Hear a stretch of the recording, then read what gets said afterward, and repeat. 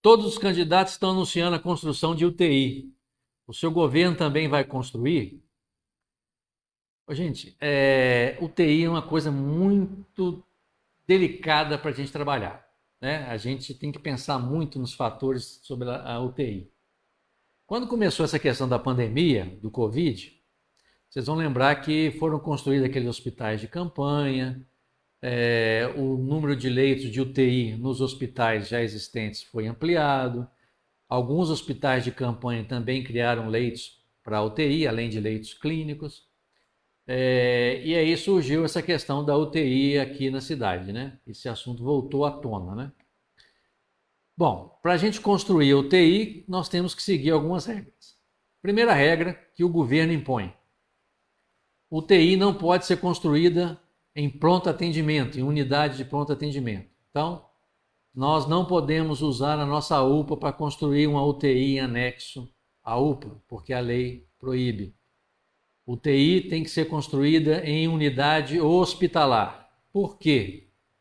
Porque quando a gente fala em UTI, gente, não é só o prédio da UTI. Não é só as máquinas, os equipamentos da UTI. Tem toda uma estrutura ao redor disso aí. Você tem que ter uma estrutura de serviço de nutrição, serviço de lavanderia, serviço de laboratório, especialidades médicas, plantões, tudo isso envolvendo a UTI. E aí ela tem que ser feita dentro de uma unidade hospitalar. Considerando isso, nós temos só um hospital na cidade.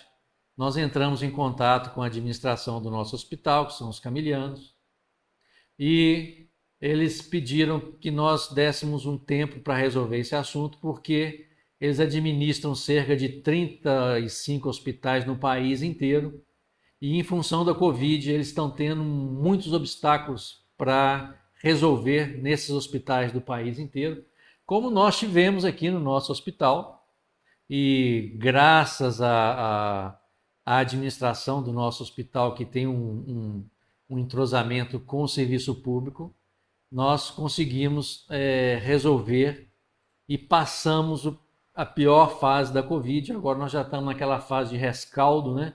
Onde os números estão diminuindo. Vocês podem observar nos boletins diários que são confeccionados pela nossa epidemiologia. Nós estamos ainda num patamar alto, mas não está tendo aumento de casos e a tendência até de se reduzir o número de casos.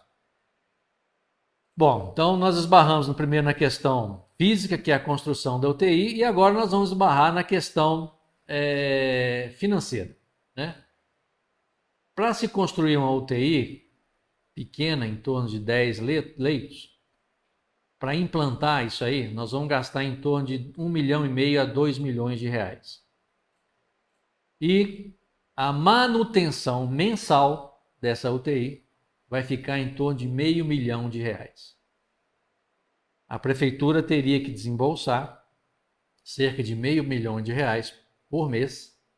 Nós vamos estar gastando aí 6 a 7 milhões por ano para manter essa UTI. Por quê? Porque a UTI é uma UTI pública. Essa UTI ela não vai ter participação de convênios e nem de pacientes particulares. É uma UTI de 100% SUS. E vocês observam, agora não, que em função da Covid teve um incremento, porque o governo até começou a ajudar as UTIs que estão espalhadas pelo país.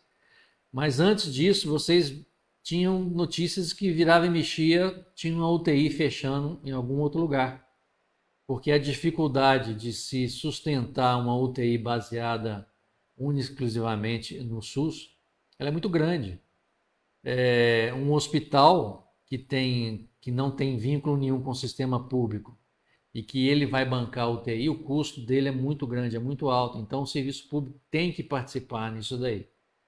Então, assim, construir a UTI não é problema, desde que a gente tenha um local próprio para que ela seja construída. A dificuldade maior é a manutenção disso daí, né? Igual eu falei para vocês, nós estamos tendo entendimentos com o hospital da cidade. O assunto não morreu, esse assunto não está descartado. O doutor Marcos, que é o nosso secretário de saúde, ele é um entusiasta da UTI, ele acha que nós merecemos uma UTI, só que para se construir uma UTI baseada no serviço público, a gente tem que ter inclusive uma autorização da Secretaria Estadual de Saúde, porque é ela quem determina a distribuição de leitos de UTI nas regiões, né? Nós já tivemos episódios anteriores onde municípios tentaram criar serviços próprios para atendimento à população e esses serviços não foram autorizados pela Secretaria Estadual de Saúde e no final esses serviços tiveram que fechar. Para que a gente não corra esse risco de colocar uma esperança no coração de cada um, falando que vai ter UTI e chega lá na frente, não dá em nada, é preferível a gente ir com cautela, vamos passo a passo, avaliando todas essas situações, essas variáveis que tem, e para chegar no final e falar para vocês, olha, nós temos como fazer UTI, vamos fazer UTI, e ela vai conseguir se manter.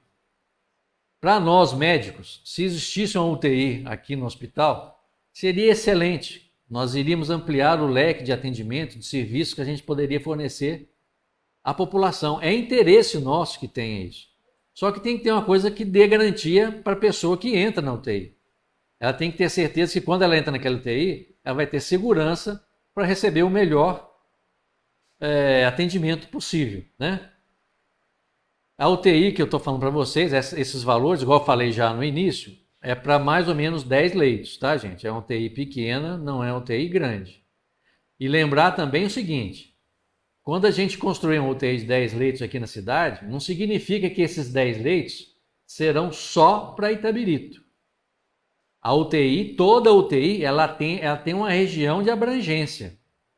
Então, nós certamente estaremos recebendo pacientes de outros municípios. Não quer dizer que o fato de ter uma UTI aqui na cidade, nós vamos estar com ela blindada, fechada, única e exclusivamente para pacientes de Itabirito. Não é assim que funciona.